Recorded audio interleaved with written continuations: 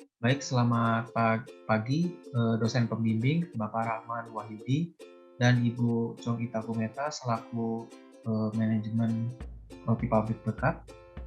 Terima kasih atas kesempatannya kami bisa mempresentasikan hasil dari kerja bakti kami, yaitu identifikasi dan perbaikan seven waste pada lingkungan kerja pabrik roti, roti berkat di Jalan Maria Goretti nomor 12, Sungai Liat, Bangka Belitung, sebagai upaya penerapan lean manufacturing.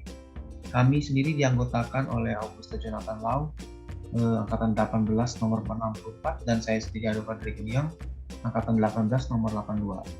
Lanjut.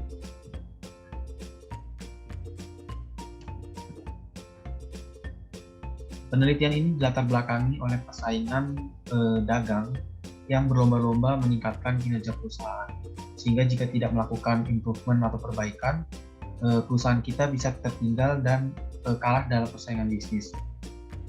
Strategi yang dilakukan adalah mengeliminasi segala proses yang didefinisikan sebagai waste dan seperti biaya, sisi material, ataupun waktu. Dalam pertimbangan tersebut membutuhkan lean manufacturing di mana digunakan untuk identifikasi waste pada pabrik roti ini dan melakukan perbaikan. Lanjut. Profil perusahaan Roti Berkat Roti Berkat telah berdiri sejak 2012 di kota Sungai Liat, Bangka Belitung.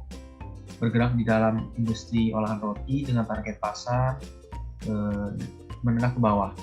Memproduksi sekitar 8.100 roti per hari dengan produk olahan pabrik yaitu roti manis, roti tawar, serta roti gepeng sebagai produk andalannya. Terdapat dua divisi utama yaitu divisi produksi dan divisi pemasaran.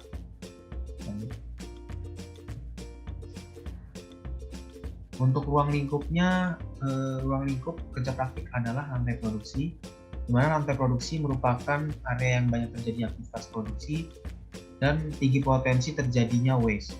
Merupakan area yang paling krusial sehingga membutuhkan perhatian lebih pada lantai produksi. Lanjut. Tujuan penelitian ini adalah yang pertama mengidentifikasi waste yang terjadi pada proses produksi, identifikasi hubungan antar waste dan penyebab terjadi waste tersebut. Kemudian yang terakhir adalah memberikan saran perbaikan sebagai upaya meminimalisir dan mengeliminasi waste yang sudah teridentifikasi. Lanjut. Penelitian ini memberikan manfaat pada dua pihak. Yang pertama adalah mahasiswa. Manfaat yang diterima adalah dapat memahami dan merasakan kondisi nyata dalam dunia kerja. Kemudian dapat mengimplementasikan secara nyata ilmu yang telah dipelajari dari dunia kerja, menambah wawasan dan skill dalam berkolaborasi, memperluas koneksi, serta memperketat hubungan dengan perusahaan. Manfaat yang diterima perusahaan dapat mengeliminasi waste yang ada pada lantai produksi dan dapat menerapkan lean manufacturing seven waste secara berkelanjutan pada lingkungan produksi pabrik. Next. Ya baik, berikutnya adalah beberapa peninjauan pustaka yang kami gunakan dalam penelitian kali ini. Yang pertama adalah konsep lean manufacturing, di mana konsep ini terdiri dari konsep waste dan seven waste. Konsep lean manufacturing sendiri ini merupakan suatu konsep yang dimana pengguna berusaha terus-menerus untuk mencari jalan untuk meningkatkan nilai guna dari suatu produk dengan menurunkan biaya produksinya dan memotong hal-hal yang tidak berguna. Dan hal-hal yang tidak berguna ini kita juga sebut juga dengan waste. Lalu seven waste sendiri adalah suatu konsep yang dimana konsep ini ditemukan oleh seorang bapak lean manufacturing yang bernama Taichi Ono yang di Toyota Production System, di mana beliau menemukan seven waste ini sebagai waste yang utama.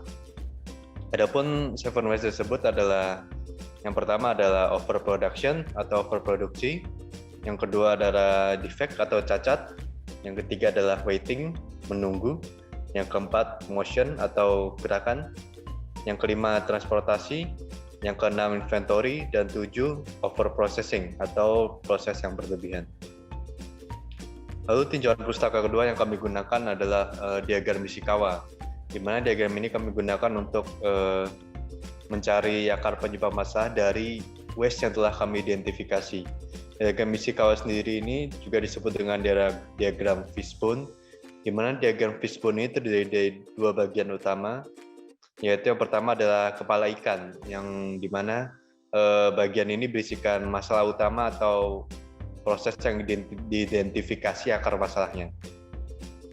Lalu bagian kedua adalah badan ikan, di mana badan ikan sendiri ini terdiri dari beberapa bagian lagi, yaitu terdiri dari 6 bagian, yaitu penyebab masalah yang disebabkan oleh man atau manusia. Yang kedua adalah mesin. Yang ketiga metode yang digunakan.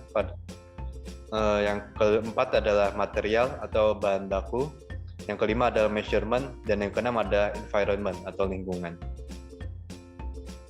Lalu konsep yang ketiga yang kami gunakan adalah waste assessment model, di mana waste assessment model ini berguna untuk mengidentifikasi hubungan sebab akibat dari satu waste ke waste yang lain. Di sini kami menggunakan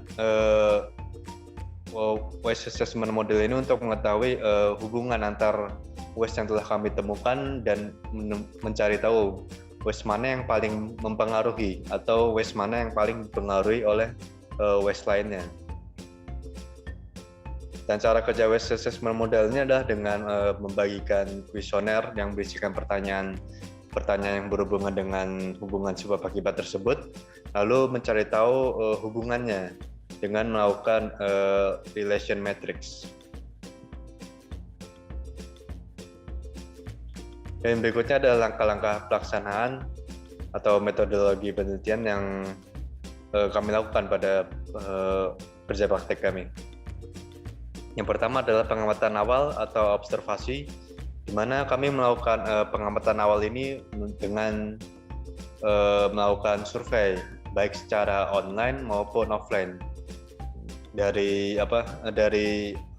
awal hingga akhir yang kami lakukan di proses produksi.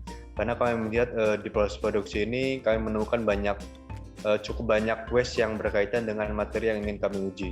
Dan langkah kedua adalah identifikasi dan perumusan masalah, di mana kami menemukan beberapa contoh masalah yang ada adalah terjadi overproduksi atau produksi berlebih dan terdapat banyak barang cacat. Lalu yang ketiga adalah menetapkan tujuan penelitian, di mana sudah disebutkan pada bagian sebelumnya tujuan penelitian kami. Dan yang keempat adalah melakukan tinjauan pustaka mengenai literatur yang kami butuhkan untuk melakukan kerja praktek penelitian ini. Lalu yang kelima adalah melakukan pengumpulan data. Di mana melakukan pengumpulan data ini kami sendiri juga melakukannya dengan observasi dan juga melakukan wawancara terhadap operator produksi dan penanggung jawab perusahaan. Lalu yang keenam adalah melakukan pengolahan data dan hasil analisis dari data yang kami ada, yaitu dari data primer maupun sekunder yang telah kami dapat di pengumpulan data sebelumnya. Dan terakhir adalah melakukan menyusun kesimpulan dan saran, di mana kami melakukannya demi kemajuan pabrik dan memberikan saran terkait rekomendasi untuk penelitian selanjutnya. Dan berikut adalah flowchart dari metodologi penelitian yang kami lakukan.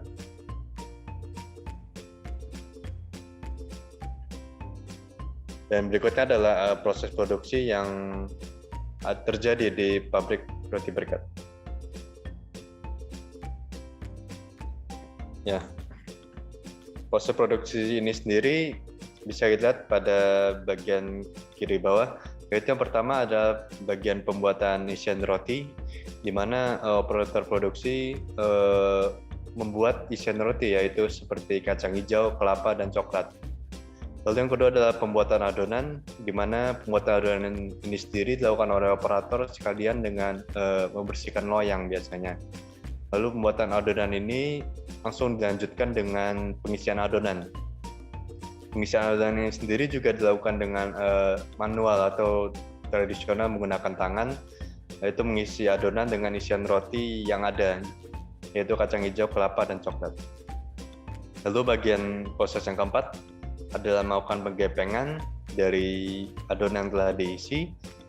Lalu setelah digepengkan akan dimasukkan pada ruang inkubator yang berisikan tentang pengembangan.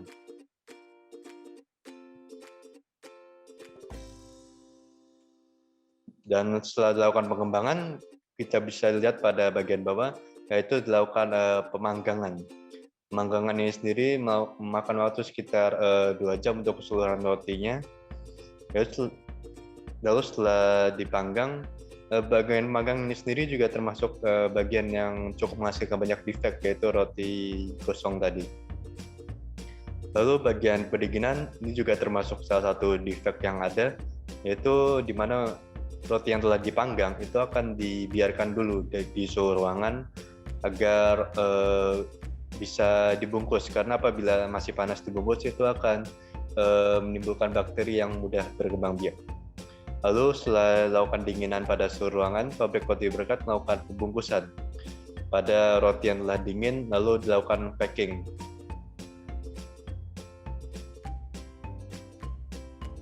Baik, sekarang kita masuk ke identifikasi dan analisis 7 ways.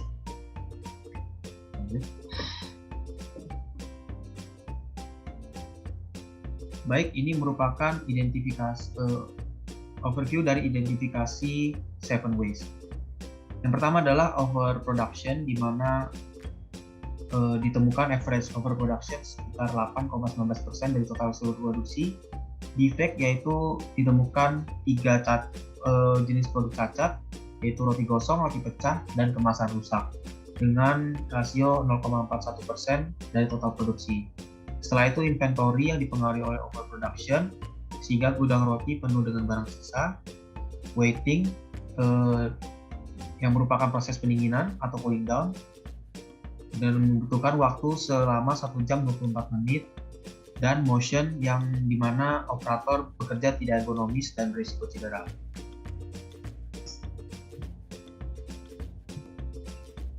Oke, 1, 2, 3. Baik, ini merupakan overview dari 7 ways yang sudah teridentifikasi. Yang pertama ada overproduction, dengan average overproduction adalah 8,19% per total seluruh produksi. Kemudian ada defect, di mana terdapat 3 jenis, yaitu roti gosong, roti pecah, kemasan rusak, dengan total adalah 0,41% per total produksi. Inventory selanjutnya adalah waste inventory yang dipengaruhi oleh overproduction, sehingga gudang penuh dengan sisa roti. Kemudian ada waiting, yaitu proses pendinginan atau cooling down berlangsung lama karena didiamkan di suhu ruangan. Ditemukan waktu yang dibutuhkan untuk menunggu adalah 1 jam 24 menit. Selanjutnya ada motion, di mana operator bekerja tidak ergonomis dan beresiko terjadinya cedera. Lanjut.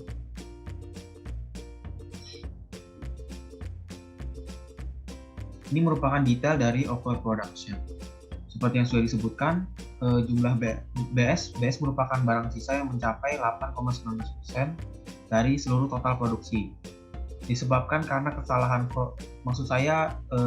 forecasting demand yang tidak dilakukan, sehingga produksi tidak tepat sesuai dengan demand yang diproyeksikan.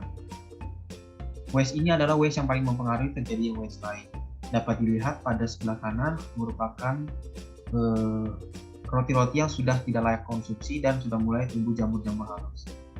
Pada tabel yang sudah disediakan di bawah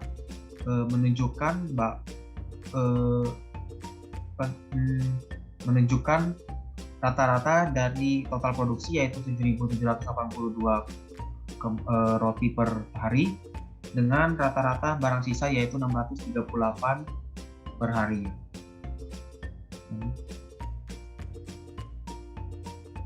Yang kedua adalah defect, di mana terjadi 3 defect, yaitu roti gosong dan isian yang pecah. Barang cacat produksi ini disebabkan karena kesalahan operator, yaitu human error, dan ini bisa merugikan dari segi biaya, waktu, dan material. Seperti pada tabel yang sudah disediakan, rata-rata dari roti gosong terjadi yaitu 16 keping, isian pecah 9, cacat pembungkusan yaitu 7. Lanjut. Untuk inventory erat hubungannya dengan overproduction karena berdampak secara langsung, di mana jika terjadi overproduction maka barang sisa tersebut akan diletakkan di inventory. Nah, roti-roti yang menjadi barang sisa ini menumpuk di dalam gudang dan tidak segera dipindahkan sehingga membuat space gudang menjadi lebih sempit dan susah untuk melakukan penataan. Lanjut. Selanjutnya ada waiting, di mana pada proses ini perusahaan melakukan proses menunggu pada proses pendinginan. Kemudian tidak ada alat bantu untuk mempercepat proses pendinginan sehingga membutuhkan waktu lebih lama, terlebih lagi loyang disusun vertikal ke atas sehingga tidak ada sirkulasi udara yang membawa suhu ke arah luar. Lanjut. Pada motion, operator tidak melakukan lifting atau pengangkatan secara ergonomis, dan juga penempatan loyang berada di 0 meter di atas permukaan tanah atau di dasar tanah, sehingga butuh tenaga lebih atau harus membungkuk untuk mengambil loyang tersebut. Nah, gerakan ini bisa memicu cedera punggung atau lower back pain dan juga bisa menyebabkan fatigue, sehingga kerja menjadi tidak fokus dan juga kelelahan yang berlebihan karena beban kerja yang bertambah. Lanjut.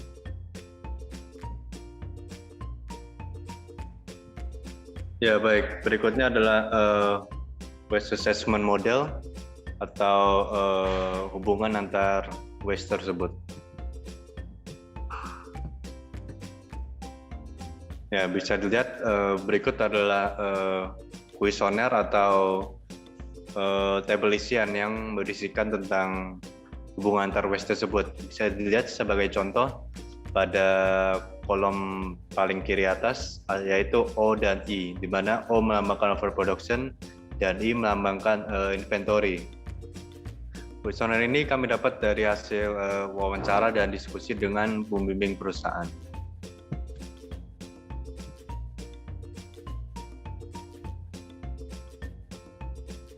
Ya, dan berikut adalah kesimpulan dari kuesioner yang telah kami olah. Bisa dilihat pada tabel kiri atas adalah hubungan waste relation matrix antar waste tersebut. Bisa dilihat juga pada bagian kanan adalah hubungannya. Jika dilihat pada garis-garis merah tersebut adalah hubungan antar waste yang penting ataupun yang sangat erat hubungannya, di mana yang panah dari tersebut adalah mempengaruhi dan panah ke adalah panah yang menuju waste tersebut adalah panah yang dipengaruhi. Ya, berikut adalah rasio hubungan antar waste tersebut. Bisa dilihat pada bagian ini bahwa bagian waste yang paling mempengaruhi adalah waste overproduction, yaitu sebesar 25%. Hal ini disebutkan disebabkan karena waste overproduction ini meningkatkan, sebagai contoh, menyebabkan cacat, di mana cacat ini sendiri disebabkan karena produk yang semakin banyak produksi maka semakin banyak cacat juga, dan juga semakin banyak produksi akan menyebabkan kemungkinan terjadinya motion yang salah juga. Ya, dan berikutnya adalah waste inventory. Bisa lihat pada kolom paling kiri bahwa inventory tersebut memiliki bobot sekitar 21%, dan di mana inventory ini sendiri sebenarnya cukup mirip dengan waste overproduction, di mana mereka berdua waste ini saling berhubungan, di mana semakin tinggi inventory maka akan semakin tinggi juga defect dan motion yang dialami secara tidak langsung. Lalu yang waste yang paling dipengaruhi bisa dilihat pada bagian ini juga, bahwa waste yang paling dipengaruhi tersebut adalah waste defect. Mengapa bisa waste defect? Karena waste defect ini sendiri dipengaruhi oleh, sebagai contoh, pengaruhi oleh motion, di mana motion ini sendiri termasuk seperti beban kerja dan human error, di mana motion ini sendiri sebagai contoh tadi kita sebutkan meningkatkan beban kerja. Jadi di mana kita bisa lihat bahwa salah satu penyebab defect ini adalah karena operator terlalu lelah.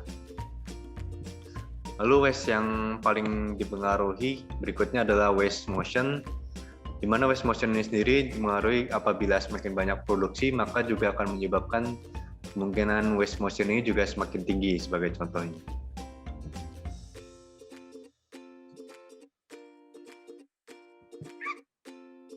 Selanjutnya, melakukan identifikasi akar masalah menggunakan diagram Ishikawa. Untuk adanya adanya overproduction, terjadi kesalahan metode di mana tidak melakukan perhitungan demand forecasting, sehingga strategi dalam produksi kurang tepat. Lanjut. Nah, untuk overproduction tersebut menimbulkan stok roti yang menjadi barang sisa karena tidak habis terjual. Ini juga dikarenakan alokasi roti yang tidak tepat sasaran, sehingga masih ada roti yang tidak habis terjual. Masih ada roti-roti yang di dalam, masih ada di stok oleh retail atau partner kerja, namun pabrik masih melakukan produksi. Lanjut. Kemudian berikutnya adalah defect roti gosong, di mana dipengaruhi oleh 3 faktor, yaitu measurement, mesin, dan man. Pada faktor perhitungan, kurangnya ketelitian waktu dalam pemanggangan roti karena tidak ada satuan waktu yang baku. Kemudian dipengaruhi oleh api panggangan oven yang tidak merata, dikarenakan masih menggunakan teknologi yang cukup lama, tidak lama sekali, namun bukan yang terbaru. Kemudian jarang melakukan maintenance, sehingga kobaran api tidak begitu sempurna. Selanjutnya dari sisi operator, pekerja tidak fokus dan kurang teliti seperti yang sudah disebutkan tadi, karena kemungkinan terjadinya karena kelelahan, fatigue, karena beban kerja yang berlebihan, dan juga ada pegawai divisi pemanggangan yang masih minim pengalaman atau masih baru, sehingga harus dilakukan training lebih jauh lagi. Lanjut. Selanjutnya adalah roti pecah, di mana 2 faktor mempengaruhi, yaitu metode dan man. Pada kesalahan metode yang dilakukan adalah adonan roti tidak terlipat dengan sempurna, sehingga bagian lapisan adonan itu terdapat lapisan yang tebalnya tipis gitu, maksudnya tipis, jadi sehingga setelah melalui proses pemanggangan, lapisan tersebut menjadi kering dan mudah pecah. Selanjutnya adalah proses yang dilakukan dengan manual dengan tenaga pekerja, sehingga rawan terjadi kesalahan dalam pembentukan roti tersebut.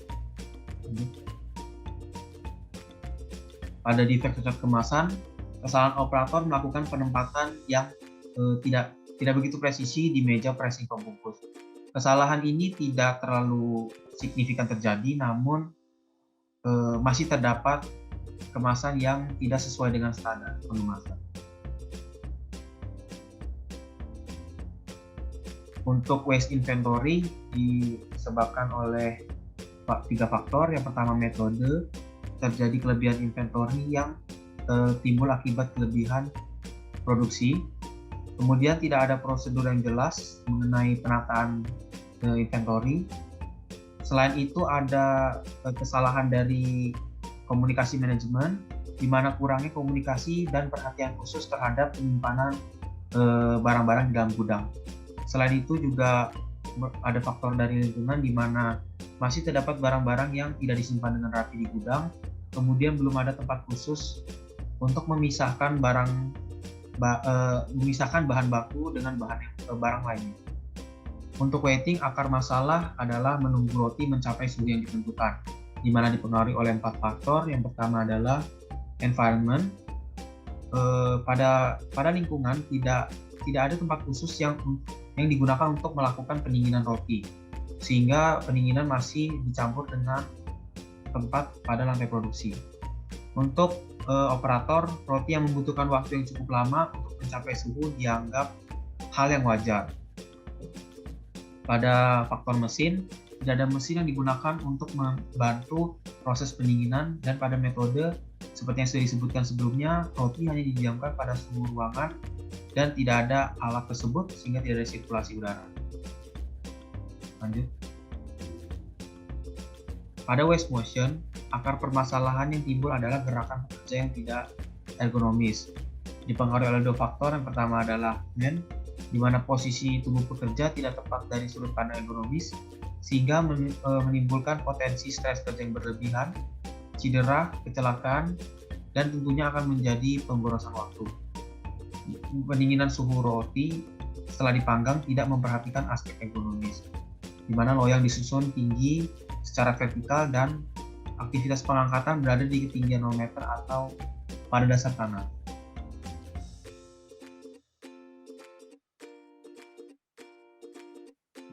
Ya, baik. Berikutnya adalah usulan perbaikan berdasarkan akar masalah yang disebutkan tadi. Yang pertama adalah overproduction, di mana kami melakukan forecasting demand berdasarkan masalah tadi. Karena tidak melakukan forecasting demand, kami menggunakan di sini exponential smoothing yang terumus seperti yang bisa dilihat pada kiri bawah. Dan bisa dilihat bahwa jumlah produksi seperti contoh 7.700 didapat demand aktualnya sebenarnya 7.058. Dan sini kami memprediksi forecasting demand-nya adalah sekitar 7.124. Ya, di sini bisa lihat grafik yang diharapkan, yaitu produksi tersebut sebaiknya dikurangin dan disesuaikan dengan forecasting demand yang ada. Sebelum lanjut ke product defect, overproduction sendiri juga disebabkan karena bisa disolusikan dengan keputusan strategis, di mana pada aslinya melakukan produksinya berdasarkan kelipatan sak. Jadi angkanya dibulatkan seperti itu. Jadi akan lebih baik kalau pihak pabrik melakukan perencanaan produksi yang sesuai dengan forecasting demand dan tidak melakukan produksi dengan kelipatan sak. Lalu yang kedua, apabila dari manajemen pemasaran, sebaiknya dilakukan alokasi yang lebih tepat saja, supaya tidak terjadi barang sisa. Lalu yang kedua adalah defect atau produk cacat. Seperti yang bisa kita lihat, di sini ada solusi keseluruhan. Yang pertama adalah training karyawan, di mana di sini kami menyarankan untuk seperti yang roti gosong tadi, kami menyarankan untuk sebelum melakukan pemanggangan dengan waktu yang lama, sebaiknya karyawan dilatih dulu dengan lebih matang dengan waktu yang lebih singkat saja. Jadi tingkat cacatnya bisa menurun. Lalu yang kedua adalah melakukan recycle roti cacat, atau di sini melakukan penggunaan kembali. Maksudnya seperti roti gosong tadi bisa dilakukan penggunaan kembali isiannya. Jadi karena tidak mengalami kecacatan, yang kecacatan hanya keluarnya saja. Lalu yang ketiga adalah dengan melakukan inspeksi ulang, di mana sini kami menyarankan untuk melakukan inspeksi ulang sebagai tindakan pencegahan agar tidak sampai ke tangan konsumen. Dan yang terakhir adalah dengan melakukan maintenance pada mesin-mesin yang ada seperti oven pemanggang ataupun mesin pembungkusnya. Lalu yang ke defect ketiga ada inventory, di mana defect inventory ini sendiri bisa kami sarankan untuk melakukan, yang pertama adalah melakukan kontrol produksi. Ini seperti mirip dengan cara penyelesaian masalah pada waste overproduction tadi, di mana itu dengan melakukan forecasting demand pada waste pertama tadi. Yang kedua adalah melakukan penataan ulang gedung, di mana penataan ulang gudang, maksud saya, di mana di sini dilakukan pemisahan antara roti beas yang tidak terpakai dengan bahan baku yang ada, agar roti beas tersebut tidak mencemari bahan baku yang telah ada. Dan solusi yang bisa dilakukan dengan roti beas tersebut adalah dengan berikan atau menjualnya pada pakan ternak yang ada di kota Sungai Liat ini.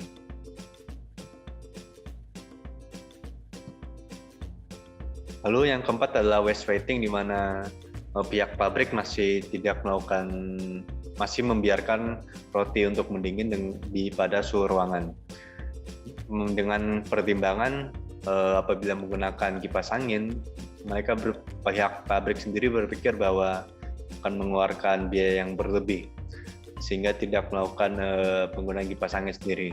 Di sini kami memang melakukan pengujian kelayakan secara singkat, di mana sini kami menyarankan sebuah kipas angin yang berjumlahkan sekitar 5 unit dengan harga sekitar Rp600.500 dengan panjang umur sekitar 6 tahun. Sehingga didapat biaya depresiasi per bulan sekitar Rp41.701. Lalu biaya lain-lain yang dikeluarkan pada saat penggunaan kipas angin adalah listrik kipas angin yang sejumlah 5, sehingga didapat biaya listriknya sekitar Rp11.000 per bulan dan biaya maintenance sekitar Rp25.000 per bulan. Baik, dan di sini bisa dilihat bahwa biaya total penggunaan kipas angin tersebut adalah sekitar Rp68.096 per bulannya. Dan bisa kita hitung juga bahwa secara kasar hitungan produksi pabrik roti Berkat dengan waktu 11 jam dan produksi sekitar 7.700, bahwa pabrik ini memproduksi 8 roti per menit dengan harga satu roti sekitar Rp2.000, sehingga 8 roti per menit bisa menghasilkan Rp22.000. Dan dengan biaya Rp68.096, kita bisa lihat bahwa dengan penghematan 33,1 menit, pihak pabrik bisa melakukan penghematan dari biaya kipas angin tersebut. Sehingga menurut kami penggunaan kipas angin ini layak untuk digunakan karena waktu 3,1 menit tersebut pasti tercapai dengan adanya penggunaan kipas angin ini.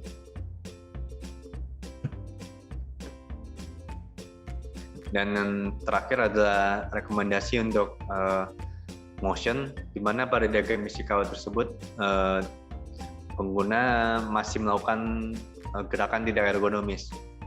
Dan hal ini juga disebabkan karena kurangnya pengetahuan atau sosialisasi tentang gerakan yang benar. Sehingga kami menyarankan untuk perbaikan posisi tubuh, dengan dimana kami menyarankan untuk menjongkok maksud saya, dan bukan membungkukkan punggung untuk mengangkat beban. Dan yang kedua adalah melakukan penataan ulang loyang atau keranjang, di mana dengan maksimal sekitar 3 tumpuk untuk keranjang dan maksimal 15 tumpuk untuk loyang. Di sini kami hitung sekitar 90 cm untuk loyang apabila diangkat 15 dan sekitar 72 untuk keranjang apabila diangkat, di mana itu adalah batas maksimal untuk tidak terlalu berat. Dan apabila memang mau mengangkat lebih dari itu, kami menyarankan untuk menambah operatornya agar tidak terlalu berat.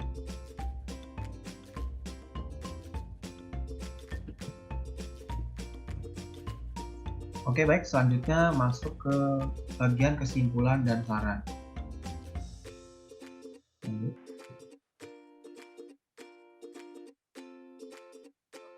Pertama, ditemukannya 5 ways yang sudah teridentifikasi, yaitu adalah overproduction, inventory, defect, waiting, dan motion.